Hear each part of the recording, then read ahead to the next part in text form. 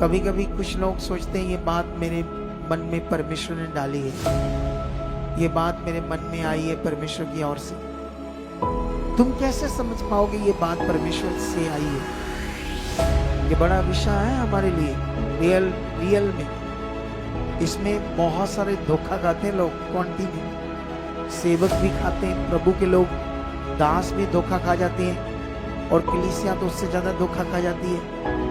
एक ही जगह पर हम सोचते हैं वहां सब कुछ होना है, वहीं पर परमेश्वर की बात आनी है, और वहीं पर शैतान की भी और आपकी भी, आपके विचार भी। बहुत सारे लोग इसमें धोखा खा जाते हैं।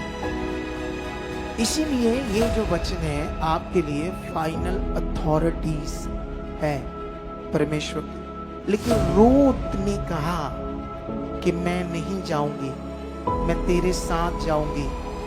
जहां तू सोएगी, जहां तू दुख में रहेगी, जैसा तेरा हाल होगा, अगर तू खाना खाएगी तो मैं भी खाऊंगी, अगर तेरे को नहीं मिलेगा तू भूखी रहेगी, मैं तेरे साथ भूखी रहूंगी।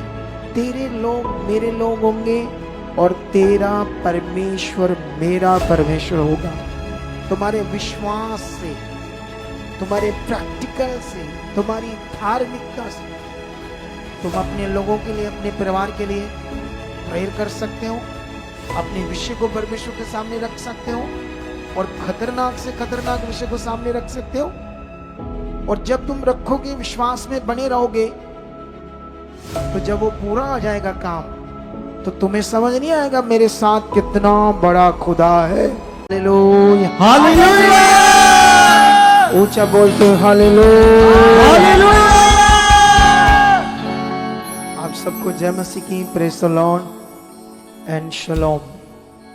आप सब लोग कैसे हो? क्या विश्वास करते हो आज खुदा आपके लिए क्या कुछ करेगा? आज यहाँ पर कैसी चीज़ों को प्रकट करेगा, कैसे आपको ब्लेस करेगा, कैसे आपको छुएगा, ये क्या विश्वास लेकर आ जाए हो? बाइबल में लिखा, जो तेरा विश्वास होगा वो तेरे साथ होगा। हालेलुया। जो तुम्हारी डिजायर होगी, जो तुम्हारी चाहत होगी, जो तुम्हारा मन होगा, वो तुम्हारे साथ होगा। बाइबल में लिखा, भले मनुष्य के मन में भली बातें होती है वही उसके मुंह पर आती है, और बुरे मनुष्य के मन में बुरी बातें होती है और उसके मुंह पर वही बातें आती है। जो कुछ आपके मन में है परमेश्वर से पूरा करेगा। जो परमेश्वर के वचन को लेकर है, उसकी इच्छा में रहकर जो कुछ आपके मन में है, परमेश्वर वो आपके साथ करेगा।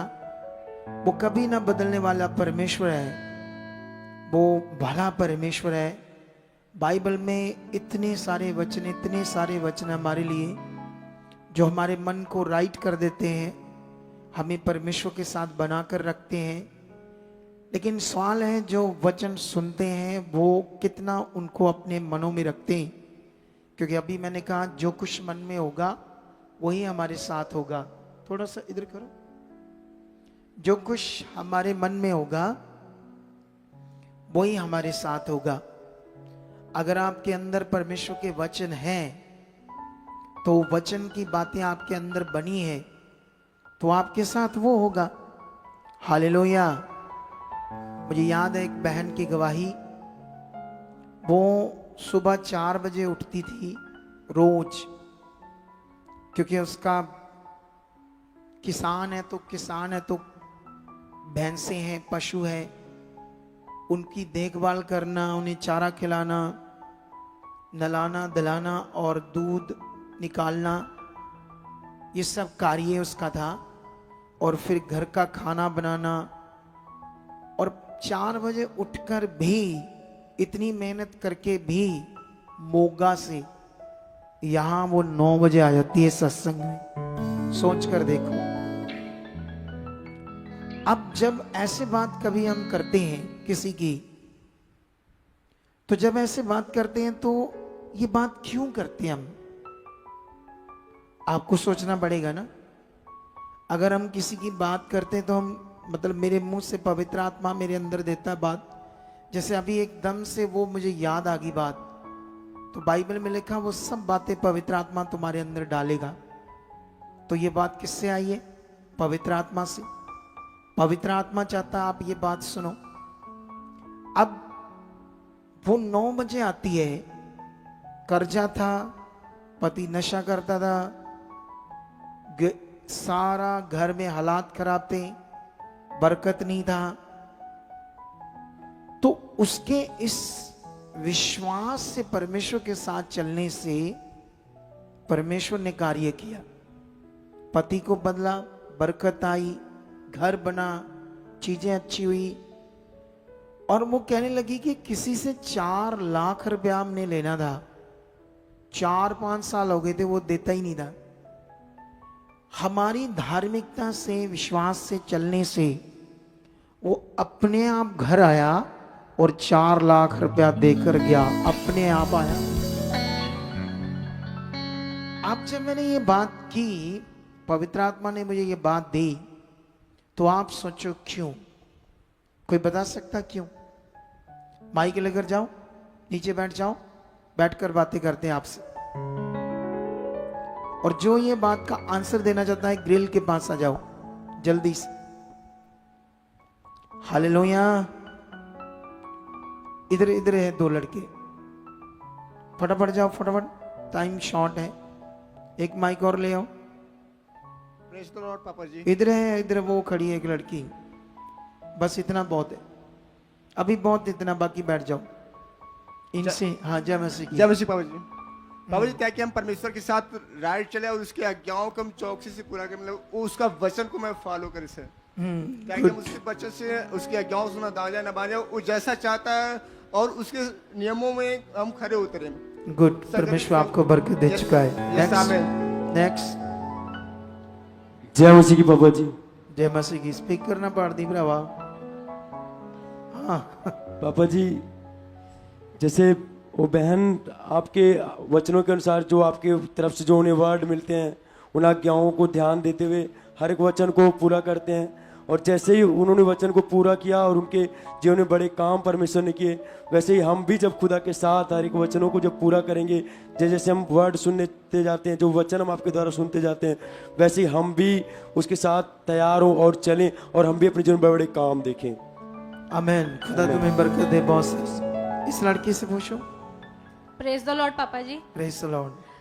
परमेश्वर हमें आपके मुख से पवित्र आत्मा के द्वारा सीख देता है, हर एक की गवाही के द्वारा, कि वो बहन इतनी दूर से 9 बजे परमेश्वर के भवन में आ जाते हैं। और हम लोग जो लोकर हैं, हमें भी चाहिए उसकी गवाही से सीखना कि हमें 9 बजे से भी पहले आकर प्रभु के भवन में बैठना चाहिए, क्योंकि आत्मा आपके ज़रिए हमारे मुंह हमसे बातें करता है, हमें सिखाता है हमें कैसे बढ़ना है, हमें एक दूसरे से सीखना है। जैसे बाइबल में भी हर एक करैक्टर से हम सीखते हैं, वैसे ही हम यहाँ जीवित भवन में एक दूसरे की गवाहियों से ये कुछ सीखते हैं, जो आपके दूसरे के करैक्टर से, एक दूसरे के करैक्टर से, क्योंकि ये भी वही करैक्टर है जैसे बाइबल के करैक्टर्स हैं।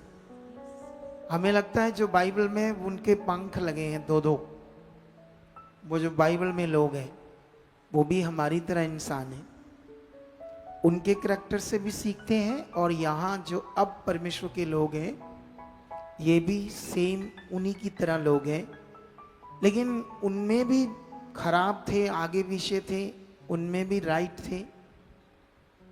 अब मन अपना अपना है, क्या करना है। कितनों को बात समझ आती है? हाँ, उसकी बात बताओ थोड़ा सा, फिर मैं आगे बात करूंगा। जय मसीह दी पापा जी। जय मसीह की। पापा जी, मैं भी ਲੋਕਾਂ ਦੇ ਘਰ 'ਚ ਕੰਮ ਕਰਦੀ ਆ। ਅੱਜ ਮੈਂ ਇਸ ਗਵਾਹੀ ਨੂੰ ਸੁਣ ਕੇ ਆਪਣੇ ਮਨ 'ਚ ਇਹ ਵਿਸ਼ਵਾਸ ਕੀਤਾ ਕਿ ਜੇ ਉਹ ਭੈਣ 4 ਵਜੇ ਉੱਠ ਕੇ ਆਪਣਾ ਸਾਰਾ ਕੰਮ ਖਤਮ ਕਰ ਸਕਦੀ ਹੈ ਤੇ 9 ਵਜੇ ਇੱਥੇ ਆ ਸਕਦੀ ਹੈ ਤੁਹਾਡੇ ਵਚਨ ਨੂੰ ਪੂਰਾ ਕਰਨ ਵਾਸਤੇ, ਤੇ ਮੈਂ ਵੀ ਅੱਜ ਤੋਂ ਇਹ ਆਪਣੇ ਮਨ 'ਚ ਪੱਕਾ ਕਰਦੀ ਆ ਕਿ मैं 9 ਵਜੇ नहीं तो चल 10 ਵਜੇ ਤੱਕ ਤੇ ਹਮੇਸ਼ਾ ਮੈਂ ਇੱਥੇ ਪਹੁੰਚਣ ਦੀ वैसे तो कोशिश कितने बजे आती है? ਵੈਸੇ ਤੇ ਮੈਨੂੰ 11 11:30 ਕਿਸੇ ਵੇਲੇ 12 ਵੀ ਵੱਜ ਜਾਂਦੇ ਆ। अच्छा है तूने ऐसे सोचा, तो खुदा तुम्हें बरकत दे चुका है। आमीन, हालेलुया। अभी देखो मेरे मुंह से वो बात पवित्र आत्मा से आई, इसलिए जैसे वो लड़की, शायद उसका नाम शिफाली है, शायद है ना, ऐसा नाम है, तो वो बात कर रही थी ना ऐसे कि उसके जीवन से उसने परमेश्वर में क्या किया, उस पर कैसे विश्वास किया, कैसे उसके वचन को अपने जीवन में पूरा किया, और कैसे टाइमिंग को लेकर इतनी इतनी कठिन परिस्थिति में भी उसने वचन को पूरा किया, इतनी दूर से आकर, और जिसका फल हमारे सामने आया। इससे हमें एक समझ आती है, क्या समझ आती है कि परमेश्वर सच्चा है। कोई भी व्यक्ति, कोई भी बलीवर जब उसके वचन को पूरा करता है तो वो कभी लज्जित नहीं होता, उसके जीवन में बरकत आती है, उसके हालात जाते हैं, उसकी प्रॉब्लम जाती है। लेकिन सवाल ये है कि अगर वो वचन को पूरा कर रहा है, जो सुन रहा है उन बातों को अपने जीवन में पूरा कर रहा है भय के साथ। लेकिन बहुत बार होता है लोग सुनते और चले जाते हैं, सुनते चले जाते हैं, अपने हिसाब से रहते हैं। लेकिन याद रखना, अगर आप अपने हिसाब से रहोगे तो आप लोग शायद जो जैसे वचन कहा गया, लिखा गया, उसने तो उसी के अनुसार काम करना है, तो हमें उसके अनुसार अपने आप को बनाना है। तो मैं विश्वास करता हूं आज बहुत कुछ आपके लिए अच्छा होगा। ऊंचा बोलो हालेलुया। आप सबको जय मसीह की, प्रेज द लॉर्ड एंड शलोम। 9 वचन स्टार्ट है, क्योंकि ये वचन मैंने आते ही स्टार्ट कर दिया आज, ठीक है। लेकिन अभी हम और आगे बढ़ते जाएंगे वचन में, ठीक है। अभी सबसे पहले एक चीज ध्यान दो, बाइबल के अंदर जो नबी हैं बहुत सारी, जो परमेश्वर के दास हैं,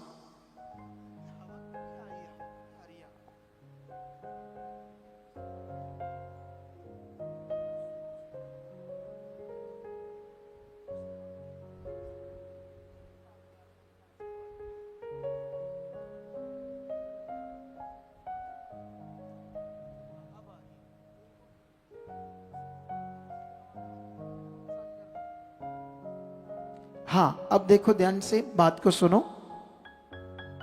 जो मैं आपको समझाना चाहता हूं, ठीक है। बाइबल के अंदर बहुत सारे कैरेक्टर्स, बिलीवर्स के और नबी, परमेश्वर के दास, हम जब भी उनकी बात करते हैं नबियों की, तो क्यों बात करते हैं उनकी? जैसे अभी मेरे आने से पहले कुछ बच्चे बोल रहे थे मेरे बारे में, ठीक है। तो जब वो मेरे बारे में बोल रहे थे तो इसका क्या मीनिंग था? मीनिंग सेम है। जैसे बाइबल के अंदर खुदा के दास थे, उसी तरह मैं भी खुदा का दास हूं। जैसे वो कलीसिया के लिए रात दिन काम कर रहे थे, मैं भी कलीसिया के लिए काम कर रहा हूं। लेकिन वहां से हम पढ़कर जब कुछ चीजें बताते हैं, उससे हमें उत्साह मिलता है, हमारा विश्वास परमेश्वर के ऊपर आता है।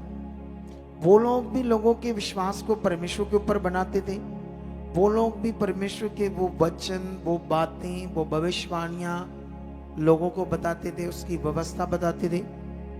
कितनों को बात समझ आती है? मैं भी सेम कर रहा हूं। बाइबल के अंदर जब हम देखते हैं कि जब उनकी बातों को लोगों ने नहीं माना, क्या नहीं किया, लोगों ने नहीं माना, तो जब उन्होंने नहीं माना बात को, तो लोगों का नाश हुआ, वो गड़बड़ जीवन में गए, प्रॉब्लम में गए। लेकिन जिन लोगों ने उनकी बातों को माना, उन्होंने बड़ा जीवन पाया, बड़ी बरकत पाई।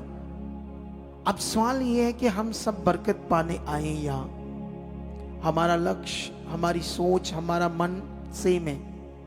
हमें परमेश्वर से कुछ चाहिए सबको, इसीलिए हम परमेश्वर के पास आए हैं या चुने गए हैं। आपकी जो होप है, आपकी जो आशा है, वो किसी ना किसी बात को लेकर है। तुम लोगों में से ऐसा कोई जान नहीं है जो बिना किसी स्वार्थ से परमेश्वर के साथ चल रहा है, जिसे ये हो कि मुझे कोई स्वार्थ नहीं है, मैं तो परमेश्वर से प्रेम करता हूँ, मैं उस पर भरोसा रखता हूँ, मैं उसकी आज्ञाओं पर चलता हूँ, तो इसलिए मुझे प्रभु से प्यार है, क्योंकि उसने मुझे नाश होने से बचाया है।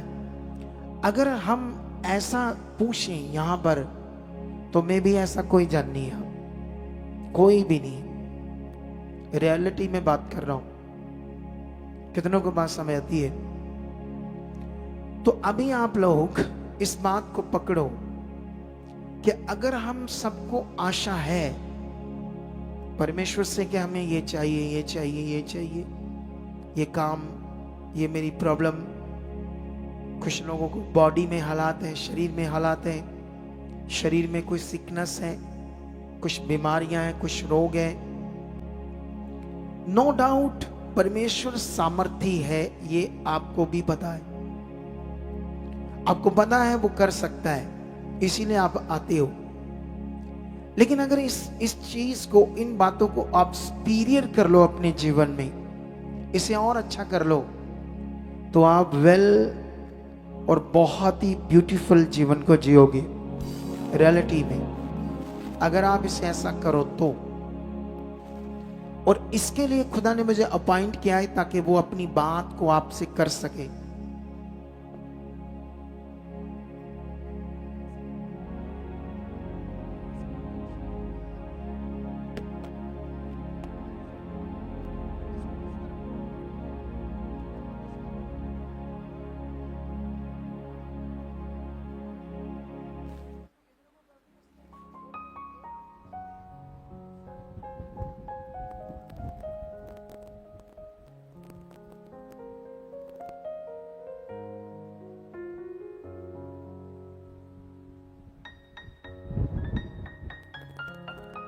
लोगों को समझ नहीं आती कुछ बात जल्दी से सुनो। तो देखो ध्यान से, जो मैं बात आपसे कर रहा हूं, क्या होता है ना, जैसे मैं अभी बिना हवा से भी बोलूंगा तो मुझे पसीना पसीना आ जाएगा बहुत ज्यादा, और जब बहुत ज्यादा पसीना आ जाएगा तो फिर मुझे बात करने में कंफर्ट नहीं रह पाऊंगा मैं अच्छे से। कितनों को बात समझ आती है ना? तो इसीलिए आप लोगों के लिए हम बड़ा कुछ इंतजाम कर रहे हैं। अभी शायद 2-4 दिन के बाद यहाँ एक स्पार्कलिंग सिस्टम लग जाएगा, जिससे अगर इसका टेम्परेचर अभी 40 अंदर, तो 25 या 26 ताई रह जाएगा, इतना कम टेम्परेचर हो जाएगा। तो वो 7 लाख का लगभग प्रोजेक्ट है। तो उसके लिए आप धन्यवाद करो, कि सिर्फ धन्यवाद करो, ठीक है? बाइबल में लिखा 2 तरह का धन्यवाद होता है, एक धन्यवाद जो मुंह से करते हैं, एक धन्यवाद जो भेंट से करते हैं। कैसे? जैसे सुलेमान ने अपनी भेंटों से परमेश्वर को खुश किया, और परमेश्वर ने उसको बदले में क्या दिया? एक बड़ा राजे के लिए एक बड़ी बुद्धि। हालेलुया! बड़े राजे के लिए एक बड़ी बुद्धि दी उसको। और जब परमेश्वर ने उसे दी, तो उसके बदले में उसने उसके लिए कुछ किया ना। जैसे वो बहन इतनी जल्दी उठती थी, अपना फटाफट काम करती थी, और फिर एक विश्वास से, एक सच्चे दिल से यहाँ आने के लिए इतनी दूर से 9 बजे आकर लगभग बैठ जाती थी। अब ये मन उसका परमेश्वर देख रहा था या नहीं देख रहा था? बोलो, देख रहा था ना। और जब उसका मन देख रहा था परमेश्वर, तो उसके बदले में उसके घर में बहुत कुछ क्या हुआ? अच्छा हुआ, बहुत कुछ अच्छा हुआ। हालेलुया! कितनों को बात समझ आती है बात आज? तो जब परमेश्वर ने उनके लिए बहुत कुछ अच्छा किया, तो ये आपके सीखने के लिए था। उसने किया क्या परमेश्वर के साथ? फिर चेक करना होता, मैं क्या कर रहा हूं परमेश्वर के लिए, मैं कैसे चल रहा हूं परमेश्वर के लिए। अगर आप ये चीज कंपैरिजन करोगे अपने आप में, जैसे एक जगह पर लिखा है, परमेश्वर ने कहा अपने आप को परखो, तुम विश्वास में हो या नहीं। अब ये बात जो लिखी है कि अपने आप को परखो कि तुम विश्वास में हो या नहीं हो, तो ये बात हमें समझनी होगी। हालेलुया। क्या करनी होगी आज? ये बात को थोड़ा सा समझना होगा तुम लोगों को। उसकी फिर से उधर चले जाती, वो उधर चले जाती ना हवा। हाँ यहाँ बस ठीक है, अब ठीक है। सुनो तो देखो आप लोग सारे, तो मैं जो बात कर रहा हूं, आप लोगों को क्या करना पड़ेगा? अपने आप को चेक करना पड़ेगा। जो बात परमेश्वर पूछ रहे हमसे, जिसने आसमान को बनाया, पृथ्वी को बनाया, वो हमसे कोई बात पूछ रहे हैं अपने वचन के द्वारा। आप जानते हो फाइनल अथॉरिटी परमेश्वर का वचन है आपके लिए। अगर आप पूछो, कभी कभी कुछ लोग सोचते हैं ये बात मेरे मन में परमेश्वर ने डाली है, ये बात मेरे मन में आई है परमेश्वर की ओर से। तुम कैसे समझ पाओगे ये बात परमेश्वर से आई है? ये बड़ा विषय है हमारे लिए। रियल में इसमें बहुत सारे धोखा खाते हैं लोग कंटिन्यू। सेवक भी खाते हैं, प्रभु के लोग, दास भी धोखा खा जाते हैं, और कलीसिया तो उससे ज्यादा धोखा खा जाती है। क्योंकि एक ही जगह पर हमारा मन के विचार है, एक ही जगह परमेश्वर ने बात करनी है नहीं करनी? परमेश्वर ने हमारे अंदर अलग से कोई सिस्टम रखा कि यहाँ मैं बात करूंगा, ये मेरी बात होगी। जैसे मान लो ये हमारा मन है, उसके 3 भाग हैं, 1 भाग, 2 भाग, 3 भाग। पहला वाला आपका भाग, बीच वाला परमेश्वर का, और लास्ट वाला शैतान का। आपके दिमाग में ये लास्ट वाला शैतान का भाग है डब्बा, बीच वाला सेंटर वाला परमेश्वर का, पहले वाला हमारा। अगर ऐसा कुछ है फिर तो आपको पता चल जाएगा। बोलो कितनों को बात समझ आती है? लेकिन ऐसा तो है ही नहीं। एक ही जगह पर हम सोचते हैं वहां ही सब कुछ होना है, वहीं पर परमेश्वर की बात आनी है, और वहीं पर शैतान की भी और आपकी भी, आपके विचार भी। बहुत सारे लोग इसमें धोखा खा जाते हैं। इसीलिए ये जो वचन है आपके लिए फाइनल अथॉरिटीज है परमेश्वर की। अगर आपको अपने विचार से नहीं समझ आ रही कि मेरी सोच है या परमेश्वर ने डाला है, तो वचन को पढ़ते रहो, उसकी आज्ञाओं को समझते रहो, उसकी इच्छा को समझते रहो। तो अगर ऐसा हम करते रहेंगे तो काफी चीजें इन वचनों के हिसाब से हमारे जीवन में होने लगेगा, और मैं समझता हूं काफी परसेंटेज आप परमेश्वर के नजदीक आ जाओगे इन वचनों के द्वारा। लेकिन इन वचनों के अंदर भी आपको एक चीज समझनी होगी, वो है समयों का प्रबंध। कौन सा वचन कब लिखा गया, क्यों लिखा गया, मेरे लिए बात है या नहीं है, ऐसी चीजों का आपको ध्यान रखना पड़ेगा। अगर आपने ऐसी चीजों का ध्यान नहीं रखा, आप किसी भी बात को, किसी भी वचन को अपने हिसाब से अपने ऊपर लोगे, तो तब भी गड़बड़ हो सकती है आपके जीवन में। तो इसीलिए परमेश्वर ने हमसे पूछा कि अपने आप को परखो कि तुम विश्वास में हो या नहीं। तो ये बात जो परमेश्वर ने पूछी आपसे, ये 100% खुदा ने पूछी आपसे। परखो मतलब चेक करो जो तुम सुन रहे हो, क्या कर रहे हो। अगर यहां टाइमिंग को लेकर बात हो रही तो उसमें अपने आप को चेक करो, मैं कहां हूं, मैं कितने बजे आता हूं। अगर बात परमेश्वर की हो रही है शारीरिक जीवन की या जेलसी शब्द के ऊपर मैंने तुम्हें एक बार शिक्षा दी थी, किसी को याद है? कोई रुमाल देगा? आज मेरा रुमाल घर में रह गया है, वो भी फ्रेश वाला।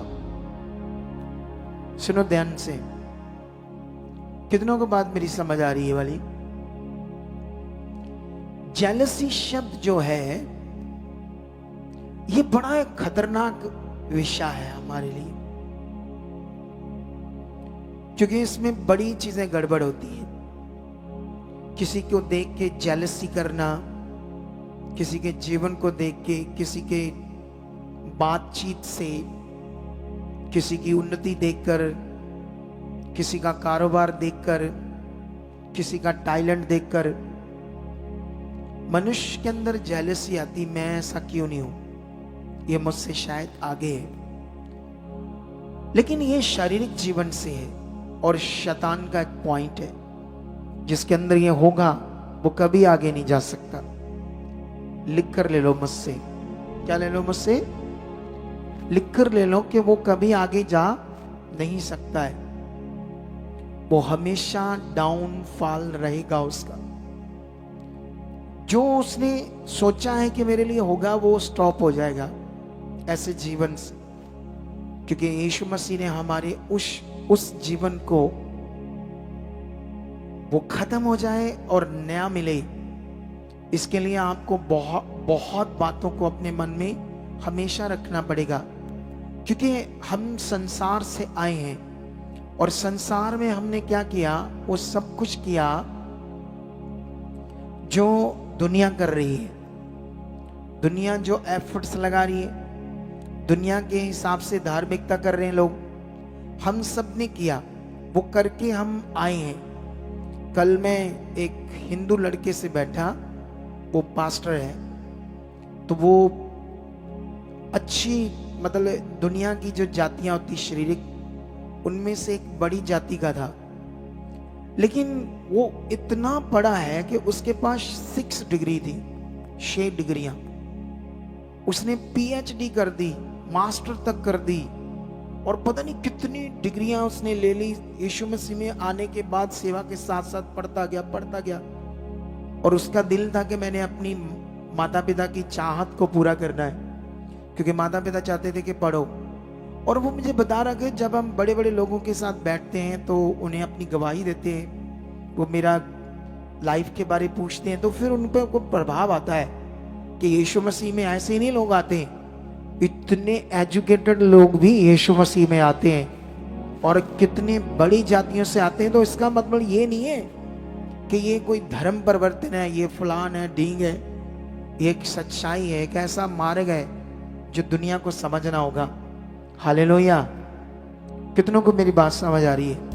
कहता लोगों पर बड़ा एक प्रभाव आता है, और इसीलिए मैं बहुत पढ़ लिख भी गया कि लोगों को पता चले कि ये जो रास्ता है कोई ऐसे नॉर्मल रास्ता नहीं है, ये कोई नॉर्मल विषय नहीं है। ऐसे अगर हम लोग इसमें आए हैं या हमारा फेथ है, ऐसी चीजें हैं, तो इसका कोई बड़ा डीपली कोई मीनिंग है।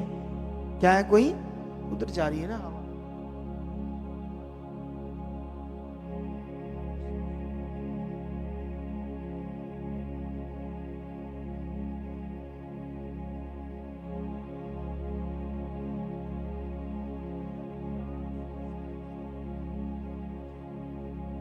आज ये नया ड्रामा हो गया ना एक नई चीज आज हो गई है। हाँ ठीक है, ओके, अभी ध्यान दो। तो ये बड़ा विषय हम सब के लिए, क्योंकि बाइबल में तो परमेश्वर ने ऐसे लिखा, मैं नीचों और तुच्छों को भी चुनूंगा।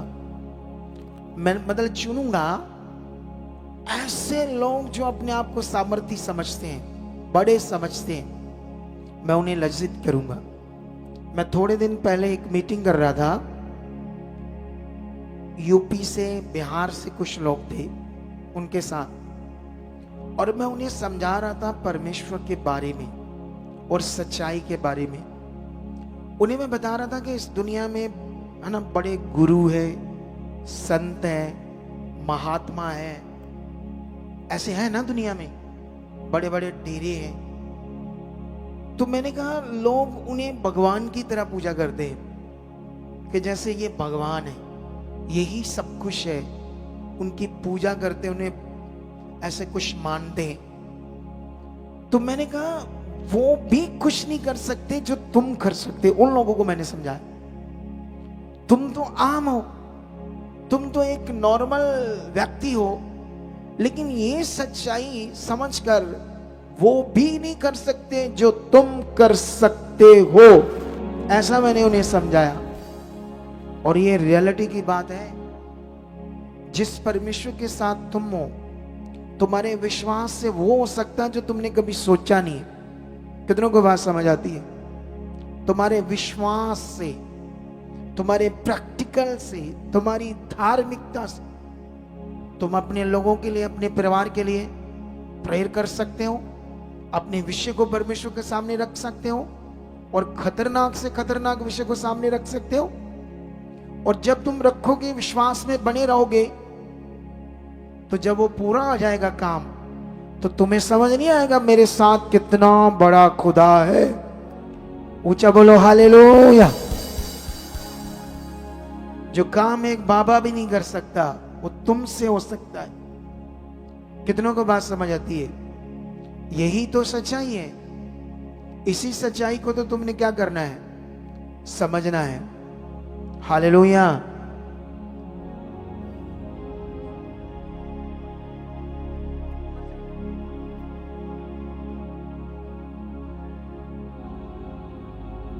हाँ, तो अभी जो चीज मैं आपको समझा रहा हूं उस पर आपने ध्यान देना है। तुम इतने बड़े खुदा के साथ हो जो सर्वशक्तिमान है। आप जानते हो परमेश्वर इतना महान है। आप रूत की स्टोरी पढ़ोगे, अगर रूत की, तो बाइबल के अंदर जो नाओमी उसकी सास है, नाओमी, उसके 2 बेटे थे। जब वो इज़राइल में तो इज़राइल में अकाल पड़ गया, खाने को कुछ नहीं था, अकाल था। जीवन को जिंदा रखने की होप में दूसरे देशों में जाना पड़ा, जहां अकाल नहीं था, खेती थी, कुछ काम करेंगे तो अपना जीवन जीवित रख सकते हैं। तो वो लोग मोआब में गए। जब वो मोआब में गए तो वो मोआब एक श्रापित एरिया था। वहां एक ऐसा घिनौनी चीजें हुई थी जिससे वो श्रापित था। और वैसे भी उस देश के लोग जो थे वो सारे के सारे मूर्ति पूजक लोग थे और वो एक श्रापित देश था। और जिसकी वजह से नेगेटिविटी को मौका लगा।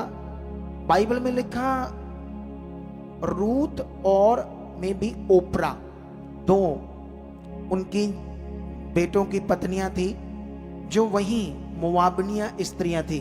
ठीक है, उन्हीं से उन्होंने ब्याह ली अपने लड़कों के लिए। पहले उसका पति मर गया, फिर उसके बाद दोनों बेटे भी मर गए। अब बेटों के पास कोई बच्चा भी नहीं है। लेकिन अब भारी दुख है, खतरनाक दुख है। लेकिन वो ये दुख ये मान रही थी नोएमी कि ये परमेश्वर से आया है, क्योंकि पुराना नियम जो था वो ऐसे ही लिखा था। पुराने नियम को परमेश्वर ने ऐसे ही अपना वचन दिया था, जिसे ये समझ आती थी कि सब कुछ करने वाला कौन है? परमेश्वर है, सब कुछ करने वाला। हालेलुया। क्योंकि शैतान को शो नहीं किया गया पुराने नियम, वो कब कैसे काम करता है परमेश्वर ने उसको ज्यादा शो नहीं किया। लेकिन अभी ध्यान रखो इस बात के ऊपर जो आपने अभी सीखनी है। अब नयोमी के मन में ये बात चल रही थी, लेकिन बाइबल के अंदर लिखा इतना कठिन दुख, इतना भारी दुख, इतनी पीड़ा, पति भी मर गया और बेटे भी मर गए और बहुएं जवान हैं। तो उस नयोमी ने अपनी बहुओं को कहा कि तुम अपने अपने घराने में लौट जाओ और अपने अपने देवताओं के पास जाओ, क्योंकि मेरे ऊपर परमेश्वर का भारी श्राप पड़ा है, मेरा दुख भारी है। लेकिन बाइबल में लिखा दोनों बहुओं में से उसके गले लगकर तो रो रही, उससे प्यार करती थी। लेकिन बाइबल में लिखा एक बहू तो मान गई, वापस अपने लोगों में, अपने उन कुल में, परंपराओं में जाकर चलेगी। लेकिन रूत ने कहा कि मैं नहीं जाऊंगी, मैं तेरे साथ जाऊंगी। जहां तू सोएगी, जहां तू दुख में रहेगी, जैसा तेरा हाल होगा, अगर तू खाना खाएगी तो मैं भी खाऊंगी, अगर तेरे को नहीं मिलेगा तो भूखी रहेगी, मैं तेरे साथ भूखी रहूंगी। तेरे लोग मेरे लोग होंगे और तेरा परमेश्वर मेरा परमेश्वर होगा। हालेलुया। कितनों को बात समझ आती है? रूथ का ये डिसीजन बहुत पावरफुल था और खुदा उसके डिसीजन को देख रहा था। आज अगर ऐसे कोई जवान लड़की को के सामने मैटर आ जाए तो वो नहीं करेगी, 100% नहीं करेगी। अब रूथ के मन को कौन देख रहा है? परमेश्वर कंट्रोल नहीं करेगा आपके मन को। कितनों को बात समझ आती है? परमेश्वर आपके मन को कंट्रोल, दुष्ट आत्मा कंट्रोल करती है। दुष्ट आत्मा मनुष्य को अपने वश में करती है, लेकिन खुदा ऐसा काम नहीं करता, क्योंकि अगर खुदा ऐसा काम करेगा तो वो डिक्टेटर हो जाएगा। कितनों को बात समझ आती है? जैसे जर्मनी का वो क्या नाम था डिक्टेटर का, थोड़ा मैं भूल गया, हिटलर।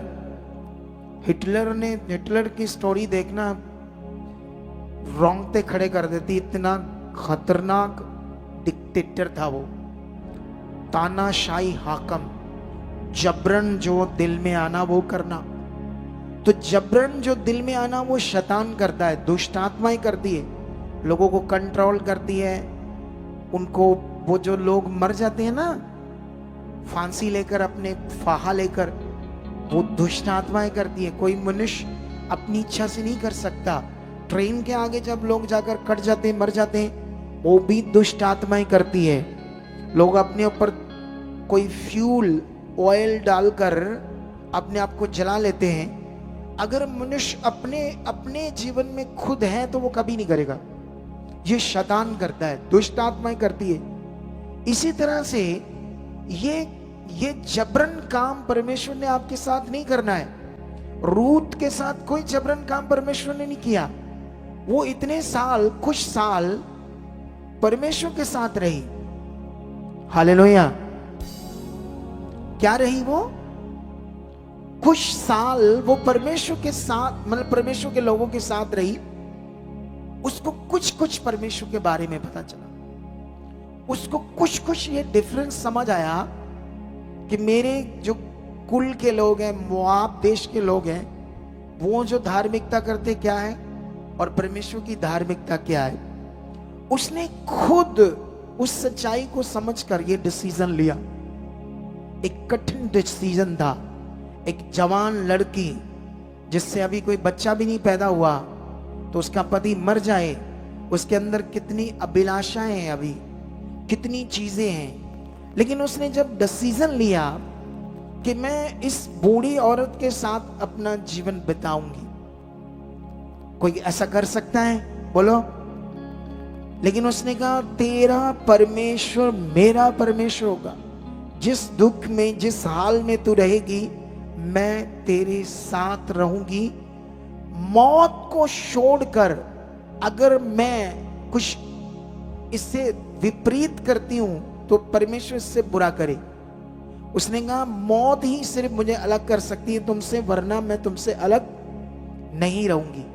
और ये मन उसका नौमी ने भी देखा, और सबसे ज्यादा किसने देखा? परमेश्वर ने देखा। उसे कुछ नहीं पता था जब उसके साथ चल रही है, रेगिस्तानी मार्ग से निकल रहे हैं, कुछ उसे समझ नहीं आ रहा उसके साथ। और ना जब हम भी चलते हैं हमारे मन में भी विचार आते कई तरह के, उसके मन में भी आए होंगे, लेकिन याद रखना उन विचारों को नहीं पकड़ा। उसने जो ठान लिया था वो किया। जो उससे प्यार किया, अपनी सांस से उस वचन को पूरा किया उसने, और परमेश्वर की इच्छा में चलना चाहा। वहां पहुंचती है और घर में कुछ भी नहीं है, ना खाने को ना पीने को, गरीब है, परेशान है। लेकिन उसने कहा मुझे इजाजत दे कि मैं किसी खेत में जाऊं और बालें चुनूं। बालें समझते हो? जैसे गेहूं की बालें, जैसे बालें तो इसको भी कहते हैं, जो मक्की के शलियां होती है उसको भी बालें कहते हैं, उसको भी बालें कहते हैं। कितनों को बात समझ आती है? हालेलुया। लेकिन कटनी का समय था। उस समय जब वो पहुंचे तो एक खेत में जाती है और जो बोझ का खेत था, बोझ नाम का परमेश्वर के साथ चलने वाले व्यक्ति का, उसके खेत के पीछे जब वो चलती है, बालें चुनती है, तो उसको जब उसके बारे में पता चलता है बोझ को, तो वो अपने सेवक को कहते हैं कि इसे मना मत करना, इसे चुनने देनी बालें, और बीच बीच इसके लिए जो काटते हो थोड़ा थोड़ा ज्यादा गिरा देना, ताकि इसको इसकी जरूरत पूरी हो। और उसके बाद जब वो उससे मिलता है और उसको कहता है कि तू किसी और खेत में न जाना, जब तक कटनी है मेरे ही खेत में आकर बालें चुनना, और ये हमारे सेवकों का मेरा पानी है, इसमें से तू पी सकती है और अच्छे से खा सकती है। और ये जो बात थी उस समय के अनुसार वो बहुत इज्जत और सुकून देने वाली थी, जिसकी कोई वैल्यू नहीं थी, जो दूसरे देश से थी। बोझ ने उसे एक इज्जत, एक रिस्पेक्ट दी। क्यों ऐसा हुआ? बोझ का मन किसने नम्र किया? बोझ के मन को परमेश्वर ने खोला उसके प्रति, इसीलिए ऐसा हुआ। वो कहती है अपनी दासी के साथ जो दो शब्द जो बात कर रहा है वो इतने सुकून देने वाले, इतनी शांति देने वाले हैं। देखो बुद्धिमानी, आज लोगों से भलाई करो, आज लोगों से अच्छा करो, वो उस भलाई के बदले में इतने अच्छे शब्द यूज नहीं करते, इतने अच्छे अपने मन को प्रकट नहीं करते।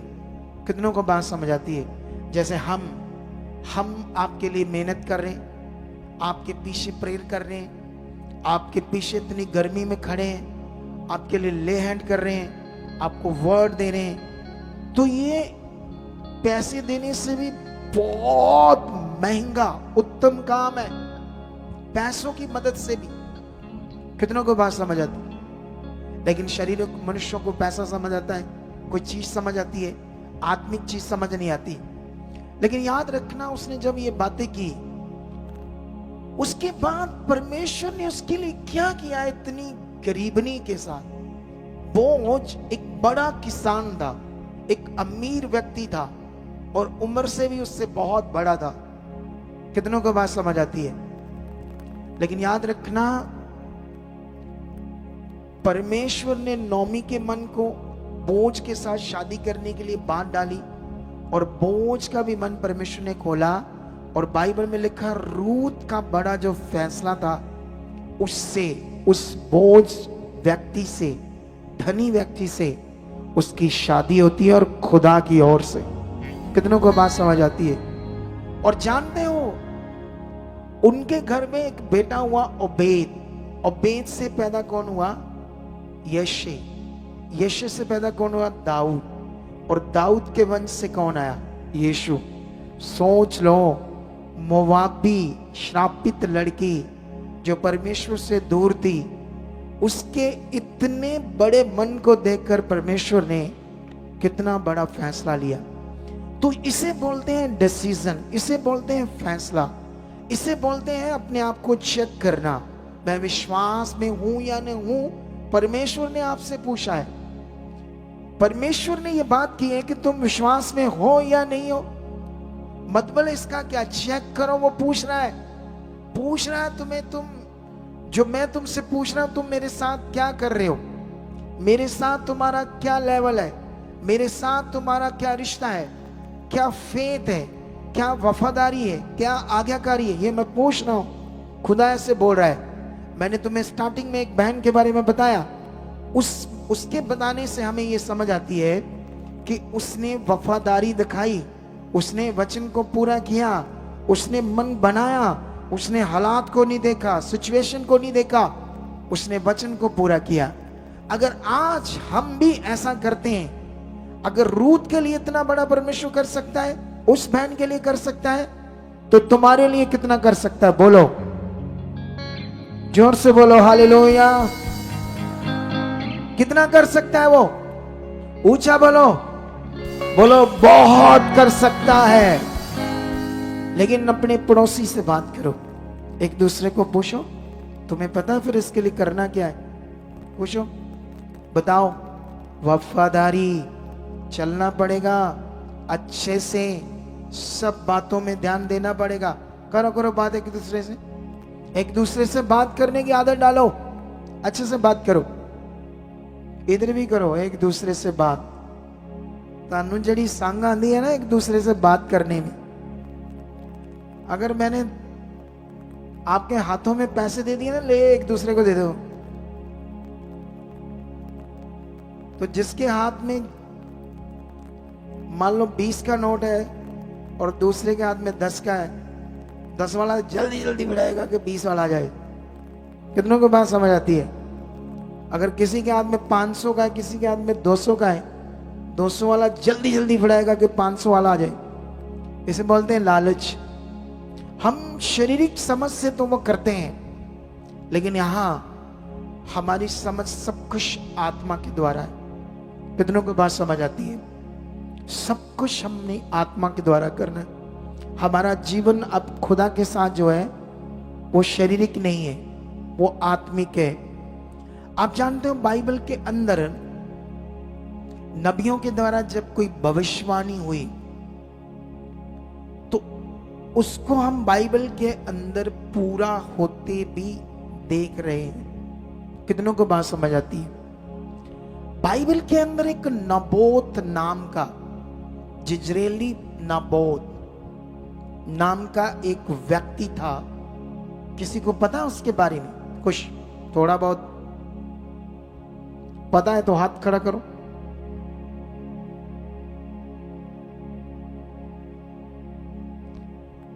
बरकत आ रही है तुहाडे ते बहुत सारी। झूठियो कह दो आमेन। तुहाडी नहीं ते हैं? बंदे बन जाओ, बंदे या बन जाओ बंदे, बंदियां, बंदे बंदियां बन जाओ। कितनों को बात समझ आती? ये वो टाइम है अहाब राजा और इजेबेल जो उसकी पत्नी थी। थोड़ी सी स्टोरी आज समझाता हूं। यहां भी एक भविष्यवक्ता का करैक्टर और परमेश्वर का वर्ड कितना पावरफुल है, ये बात हमें समझ आएगी और ये बातों को हमें समझना होगा। मैं एक मैन ऑफ गॉड हूं। मेरा लगभग 95% जो मेरा जीवन है वो खुदा के साथ, खुदा की इच्छा के साथ। 5% है मेरी चीजें और भी जो तुम्हें डिस्कस करने की जरूरत नहीं है मुझे। बस इतना है बड़ा तेरे लिए, तुम्हारे लिए 95%। तो इसलिए मेरा रात दिन ध्यान किस में? सिर्फ खुदा में, उसके काम में। मेरा फोकस किस में? खुदा में, उसकी बातों में, उसके वचनों में, उसकी चीजों में। कल हम लोग जलंधर थे, एक मीटिंग कर रहे थे और जिस हॉल में बैठे थे उसमें कोई एसी नहीं था और उसको बंद कर दिया, सारे दरवाजे खिड़कियां, और ऊपर पंखे चल रहे थे थोड़े थोड़े। उसमें इतनी सफोकेशन हो गई, मेरा तो सांस घुटने लगा ना। इतने बंदे बैठे हैं, सारी खिड़कियां बंद कर दी, ऊपर कोई एसी नहीं। ये तो देखो खुला है ना 4 चफेरे से। आपकी जो पसीना है, आपके शरीर से जो वो निकल रहा है, जो भाप, गर्मी की भाप निकलती है या नहीं निकलती है, वो पास हो रहा है इधर उधर। तो जो बंद हो जाएगा तो वो पास नहीं होगा ना। तो उस मीटिंग के बाद रात को मैं 10:30 साढ़े 10 बजे आया घर, ठीक है। और फिर मैंने रात को जितनी परमेश्वर के साथ चीजें करनी थी की, फिर सुबह उठकर की, और उठकर ये सब चीजों के बाद मैं आपके लिए आया हूं। तो ये स्पिरिचुअल मेहनत के बाद, ठीक है। लेकिन अभी मैं कुछ चीज पढ़ाऊंगा यहां। ये एलिजा, एलिया भी कहते हैं इसको, पंजाबी में एलिया या एलिजा, भविष्यवक्ता का टाइम है, ठीक है। उस समय राजा अहाब और उसकी पत्नी इजेबेल इतनी कठोर और गंदे दिमाग की औरत थी, रानी, इतनी ये कह सकते क्रूर और दया उसके अंदर नहीं थी, जरा सी भी दया उसके अंदर नहीं थी। जानते क्यों? समझाता हूं। क्योंकि वो इज़राइल के राजा की रानी तो बन गई, परमेश्वर का एक राजा, परमेश्वर का जो राजा है उसकी तो रानी बन गई, लेकिन याद रखना वो किस कुल से थी? फोनिशियन जाति की थी या समुदाय की थी, और जिसमें वो लोग अपने हाथ के मिट्टी पत्थर के जूठे जो भगवान होते हैं उनकी फोनिशिया देश में पूजा करते थे, क्योंकि उसने ये सब कुछ अपने बाप से सीखा था, क्योंकि वो भी एक राजा था। कितनों को बात समझ आती है? और इसको जब हम डीपली चेक करते हैं तो ये कैनानाइट्स मतलब वही कनान का वंश थे, ये लोग उस तरफ से आए थे। किसको बात समझ आती है? इन दिनों में मैं ये तुम्हें चैन समझा रहा हूं कि कैसे शैतान ने इस दुनिया में अपना काम किया। अब ये बात को तुम्हें पकड़ना होगा। एक दिन राजा अहाब अपने महल से उठकर सोकर सुबह अपनी बालकोनी में जाता है, और जब जाता है तो सामने एक बड़ा हरा भरा बाग, किसका? अंगूरों का, उसे दिखाई देता है। उसे देखकर बिल्कुल उसके महल के लगभग पास जुड़ा हुआ था, थोड़ा सा दूर था, और उसे वो देखकर बड़े सारे विचार करता है, ये बाग में मैं ऐसी और चीजें करूंगा, ऐसे और फ्रूट्स लगाऊंगा, ऐसे फूल होंगे, ऐसे वेजिटेबल्स, ऐसी चीजों को वो प्लान करता है। और फिर उस नबोत के पास जाता है और नबोत को जाकर कहता है कि ये बाग, अंगूरी बाग मुझे दे दे, इसके बदले में मैं तुम्हें इससे भी अच्छी जमीन और बाग दूंगा। अगर तुम्हें वो जमीन नहीं चाहिए या नहीं चाहिए बाग इसके बदले में, तो जितनी तू मुंह मांगे कीमत मांगेगा तो मैं तुम्हें चांदियों के सिक्कों से वो रुपया तुम्हें दे दूंगा। 2 मिनट के लिए वो चुप हो गया, सोचने लगा, घबराने लगा, क्योंकि राजा मांग रहा है। कितनों को बात समझ आती है? फिर उसके बाद उसे व्यवस्था याद आती है मूसा की, और मूसा की व्यवस्था में लिखा था कि तुम अपने पुरखाओं की जमीन को, निज भाग को मत बेचना, उन्हें हमेशा अपने पास रखना और उसमें खेती करते रहना, ऐसे व्यवस्था में लिखा था। कितनों को बात समझ आती? तो वो एक नेक और विश्वास करने वाला और परमेश्वर पर भरोसा करने वाला था। कितनों को बात समझ आती है? एक सच्चा दिल का व्यक्ति था। उसने अपनी पूरी जिंदगी उसी में काट दी, उसी बाग में जीना, उसी बाग की फसल को लेना, उसके अलावा उसको दुनिया में कोई दूसरी सोच नहीं थी, और उसी बाग से वो अपना निर्वाह करता था फैमिली का, और उसी से अपने परिवार को चलाता था, जीता था, और बस यहोवा पर भरोसा रखता था, उसकी व्यवस्था पर, और नेक दिल का व्यक्ति था। लेकिन जब वो मना कर देता है राजा को कि मैं नहीं दूंगा, राजा एकदम से क्रोधित भी होता है, लाल पीला भी होता है, और वापस जाता महल में और किसी से बात नहीं करता, उल्टा होकर लेट जाता है और आंसू और परेशान होता है, डिप्रेशन में जाता है, और जब उसके लिए भोज खाना आता है वो भी नहीं खाता, और बहुत ऐसे अफसोस में बैठा है। और रानी जब उसके पास आती है इज़ेबेल, उससे पूछती है, राजा तुम्हें क्या हुआ, क्यों ऐसे मुंह बनाया है? तो वो वही बात बताता है, और जैसे वो सुनती है ये बात, हंसने लगती है, कहती तुम खाना खाओ, बाग तेरा हो जाएगा, डोंट वरी, ये मेरे ऊपर छोड़ दो। और राजा उसकी बात सुनकर और उसे ये भी बोल दी, क्या तू राजा है? क्या तू इज़राइल पर राज करता है? क्या तुम्हें कोई समझ है तुम कौन हो? ऐसे बात करके वो जाती है उसे खाना खिलाने के बाद, और जाकर चिट्ठियां लिखती है राजा के नाम से, और उस समय जो शाही मोर होती है उसकी जबरदस्त वैल्यू होती है। कितनों को बात समझ आती है? पुराने समय में राजा के पास एक शाही मोर होती है। जिन चीजों को लिखित में, जिन विषयों को वो शाही मोर लग जाती है, उससे कोई बदल नहीं सकता। कितनों को बात समझ आती है? बाइबल में लिखा, वो उसके नाम से चिट्ठियां जब लिखती है तो वो चिट्ठियां लिखती है याजकों को कि राजा ने तुम्हें जो आदेश दिया उसे पूरा करना है। तुम लोगों ने इस नगर में एक बड़ा उपवास का प्रचार करो, हजारों पूरे नगर के लोगों को इकट्ठा करो, उपवास करो और नबोत को सेंटर में ऊंचे में बैठा दो। और इसके लिए दुष्ट लोगों को गवाह खड़े करो कि इसने परमेश्वर की निंदा की है और राजा की भी निंदा की है, और परमेश्वर के जो व्यवस्था है, जो वचन है, उसके विरुद्ध भी इसने बातें की है। कितनों को बात समझ आती है? और वही वो जो याजक लोग हैं वो आपस में रोते हैं, बेचारे परेशान होते हैं कि नबोत तो बेकसूर है, लेकिन अगर हमने राजा का यह आदेश नहीं माना तो हमें अपना जीवन से हाथ धोने पड़ेंगे, राजा हमें खत्म कर देगा।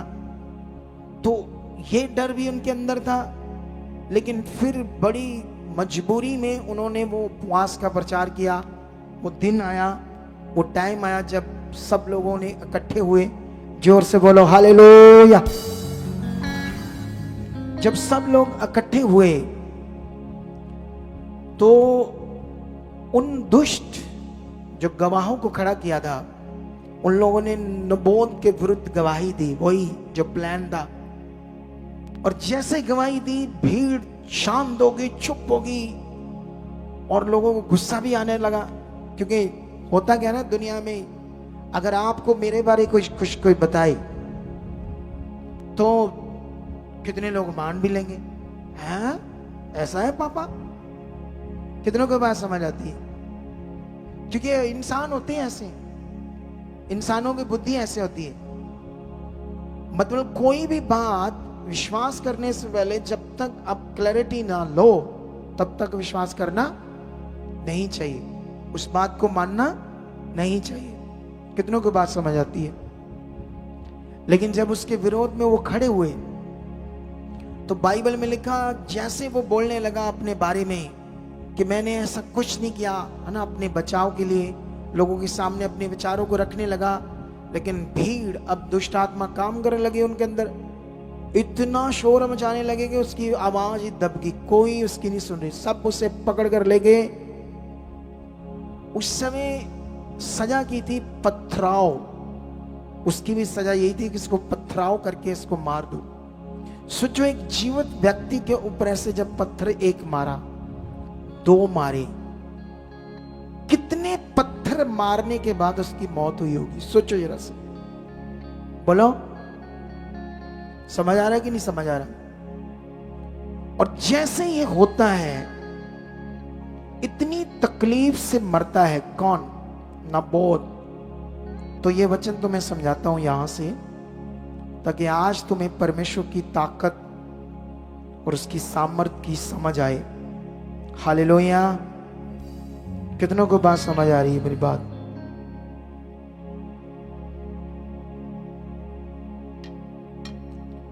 तो अभी ये बात अभी मैं तुम्हें समझाता हूं यहां से वचन से। जब वो मर जाता है, इतनी बुरी मौत, तकलीफ से, अब रानी उसको कहती है, उठ जा, उस बात को अपने वश में कर ले, क्योंकि नबोत मर चुका है। ये देखो, ये वचन मैं पढ़ूंगा पहला राजाओं की बुक, उसका 21 अध्याय, उसकी 15 आयत से पढ़ूंगा। ये सुनते ही कि नबोत पथराव करके मारा डाला गया है, इजेबेल ने अहाब से कहा, उठकर जिज्रेली नबोत की दाख की बारी को, जिसे उसने रुपया लेकर देने से भी इनकार किया था, अपने अधिकार में ले ले, क्योंकि नबोत जीवित नहीं परंतु मर गया है। जिज्रेली नबोत की मृत्यु का समाचार पाते ही अहाब उसकी दाख की बारी अपने अधिकार में लेने के लिए वहां जाने को उठ खड़ा हुआ। तब यहोवा का ये वचन तिप्शी एलिया के पास पहुंचा। मतलब तिशबी एलिया कौन? एलिया भविष्यवक्ता। ये वचन परमेश्वर का उसके पास गया। आज जो बातें तुम्हारे साथ हो रही है, ये वचन खुदा ने आत्मा से आपको दिया। क्या तुम विश्वास करते हो? हालेलुया। कि जो मैं सुन रहा हूं ये खुदा की बात है। जो वचन आज मेरे पास मिल रहा है ये खुदा की बात। क्योंकि जिस दिन तुमने वचन को, परमेश्वर की बात को दर्जा देना शुरू कर दिया, उस पर अपना मन लगाना शुरू कर दिया, उसके बाद तुम नॉर्मल नहीं रह सकते। क्योंकि वो जीवित वचन है और जीवित परमेश्वर के वचन है जो तुम्हारी जिंदगी में पूरे होंगे। क्योंकि वो सामर्थी खुदा है। जिस दिन तुम अपना ध्यान बढ़ाने लगोगे, मनन करने लगोगे वचनों के ऊपर, ये खुदा की बात है, ये परमेश्वर की बात है, ये परमेश्वर ने ऐसा कहा है। जिस दिन ये तुम्हारे अंदर बातें चलने लगेगी, तुम्हारी जिंदगी आम नहीं, एक स्ट्रॉन्ग, एक खास जिंदगी होगी। कितनों को बात समझ आती है? क्योंकि खुदा का ये जीवित कलाम है, खुदा का ये जीवित वचन है। कितनों को बात समझ आती है? उसके बाद क्या होता है? 18 में लिखा, चल शोमरोन में रहने वाले इजराइल के राजा अहाब से मिलने को जा, वह तो नबोत की दाख की बारी में है, उसे अपने अधिकार में लेने को वह वहां गया है। और उसने उससे ये कहना कि यहोवा यूं कहता है, क्या तूने घात किया और अधिकारी भी बन बैठा? फिर तो उससे भी कहना कि यहोवा यूं कहता है, जिस स्थान पर कुत्तों ने नबोत का लहू चाटा, उसी स्थान पर कुत्ते तेरा भी लहू चाटेंगे। ये वर्ड राजा को उसके जीते जी एलिया ने आकर दिया कि तूने मेरे भक्त जन के साथ ऐसा किया। अगर तुम्हें लोग गालियां देंगे, तुम्हारा विरोध करेंगे, तो तुम्हारा भगवान पत्थर नहीं है जो मनुष्य ने बनाया है, वो जिंदा खुदा है और उसका न्याय सच्चा है। कितनों को बात समझ आती है? अगर लोग तुम्हें जेलों में बंद करेंगे और झूठियां गवाहियां देंगे और झूठे गवाह खड़ा करेंगे, क्योंकि वचन में पहले से यीशु मसीह ने बताया, मेरे नाम के कारण लोग तुम्हारे विरोध में होंगे, मेरे नाम के कारण लोग झूठी गवाहियां देंगे, तुम्हें फंसाएंगे, बंदी गृह में बंद करेंगे। और यीशु मसीह ने कहा, डरना नहीं, घबराना नहीं, क्योंकि मैं तुम्हारे साथ हूं। यीशु मसीह के नाम से बोलो आमेन, हालेलुया। वो जिंदा खुदा है। जब तुम उसके वचन के अनुसार विश्वास से बने रहते हो, अपने भरोसे को बनाए रखते हो, तो वो तुम्हारा न्याय करेगा। कितनों को बात समझ आती है? हालेलुया। समझ आया ही नहीं समझ आया? लेकिन बाइबल में जब ये एलिया ने उसे वर्ड कहा, तो वो राजा उससे बहुत चीजें करने लगा, बोलने लगा। लेकिन उसने उससे और वचन बोला। फिर उसकी पत्नी की मौत के बारे में भी लिखा। कितनों को बात समझ आती है? बाइबल में लिखा, एक बार रमोत नगर पर चढ़ाई करने की बात आती है। यहोशापात और ये अहाब दोनों जाते हैं। ये भेष बदल कर जाता है उस नगर को अपने वश में करने के लिए। वहां एक दूसरी सेना का एक सिपाही एक तीर ऐसे चला देता ऊपर को, लेकिन वही तीर अहाब राजा के इस सीने में पूरा अंदर चला जाता है। युद्ध भयानक था और इसका रथ युद्ध के बीच में था। इसने अपने रथ चलाने वाले को कहा कि मुझे जल्दी से बाहर ले जाए इस युद्ध से, क्योंकि मैं घायल हो चुका हूं। लेकिन बाइबल में लिखा कि वो इतना युद्ध भयानक था कि रास्ता ही नहीं मिल रहा था बाहर निकलने को। लेट होता गया, लहू बहता गया, दर्द से तड़पता रहा और उसकी रथ में मौत हो गई। और जब तक रास्ता साफ होता है, उसे वापस लेकर जाते हैं महल की तरफ। सेम वही स्थान जहां नबोत को पत्थर मारकर मारा गया था, वही रथ खड़ा करके उसको पानी से धोते हैं और वो सारा लहू जो है वहीं बहता है और कुत्ते वहीं आकर लहू चाटते थे, जैसा एलिया ने उससे कहा था। ये है वचन की पावर, ये है खुदा का न्याय। अगर तुम अहाब की रानी के बारे में पढ़ोगे, उसके साथ जो वचन बोला गया था वो क्या था, तो थोड़ा सा हमें आगे जाना पड़ेगा, थोड़ा सा, ताकि मैं तुम्हें दूसरा राजा में लेकर जाऊं। तो ये वचन हमें मिलेगा यहां पर। ये देखो बाइबल में लिखा, जब येहू राजा बन जाता अहाब की जगह पर, येहू, तो वो राज्य के विरुद्ध खड़ा होता है, क्योंकि इजेबेल के विरुद्ध। लेकिन वो जब वापस युद्ध लड़कर आ रहा है येहू इजराइल, तो इजेबेल उसका समा पाकर खिड़की में खड़ी होती है, सुरमा शर्मा डालकर, ऐसा लिखा, बाल बुल बसार कर उससे बातें करती है। और वो येहू कहता है, जो उसके ही लोग हैं उन्हीं से कहता है, तुम किसकी ओर है, क्योंकि उन्हें पता था कि अब राजा ये है, इसकी और ही भला है होने को। उसी के लोग, उसी के राक्षस, उनको कहता है ऐसे खिड़की से गिराओ। वहीं से उसे गिराते हैं वो लोग। जब उसे गिराते हैं तो उसका सिर नीचे आकर लगता है जमीन पर। और बाइबल में ऐसे लिखा है, 33 में लिखा, तब उसने कहा उसे नीचे गिरा दो। ये वचन है दूसरा राजा 9:33। तब उसने कहा उसे नीचे गिरा दो। अतः उन्होंने उसको नीचे गिरा दिया और उसके लहू के कुछ छींटे दीवार पर और कुछ घोड़ों पर पड़े और उन्होंने उसको पांव से लटार दिया घोड़ों ने। तब वह भीतर जाकर खाने पीने लगे और कहा, जाओ उस श्रापित स्त्री को देख लो और उसे मिट्टी दो, वह तो राजा की बेटी है। अब वह उसे मिट्टी देने गए, तब उसकी खोपड़ी, पांव और हथेलियों को छोड़कर उसका कुछ ना पाया। अतः उन्होंने लौटकर उससे कह दिया। तब उसने कहा, ये यहोवा का वह वचन है जो उसने अपने दास तिप्शी एलिया से कहलाया था कि इजेबेल का मांस इजराइल की भूमि पर कुत्ते खाएंगे और इजेबेल का शव इजराइल की भूमि पर खाद के समान पड़ा रहेगा, यहां तक कि कोई ना उसे कहेगा कि ये इजेबेल है। ये एलिया ने उसके लिए भी वचन कहा था, उसकी मौत के लिए। उनके उस जो परमेश्वर के विरुद्ध पाप था, इस दुनिया के लोग परमेश्वर के विरुद्ध पाप कर रहे हैं, इस दुनिया के लोग हमारा विरोध कर रहे हैं, हम लोगों को सच्चाई का प्रचार कर रहे हैं। यीशु मसीह का जन्म कुंवारी से क्यों हुआ, ये एक बड़ा समझने और विश्वास करने वाला विषय है। इसको हम इस संडे बताएंगे। कितनों को बात समझ आती है?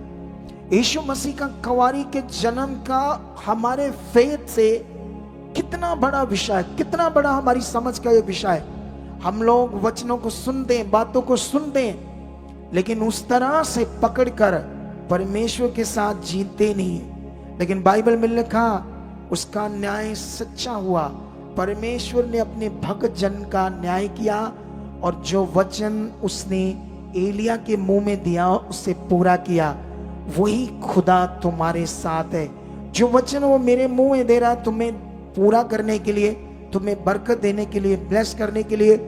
अगर तुम चाहते हो कि ये मेरी जिंदगी में वर्ड पूरे हो, अगर तुम चाहते हो कि मेरी जिंदगी में ये सब कुछ परमेश्वर पूरा करे, तो तुम्हें अपना मन फिराना होगा, तुम्हें अपना फोकस बढ़ाना होगा, तुम्हें अपनी प्रार्थनाओं में बढ़ना होगा, वचनों का मनन में, वचनों के साथ अपनी जिंदगी को बनाने में बढ़ना होगा। यही हमारी आत्मिक उन्नति है, इसी में हमारी जीत है, इसी में हमारी ब्लेसिंग है।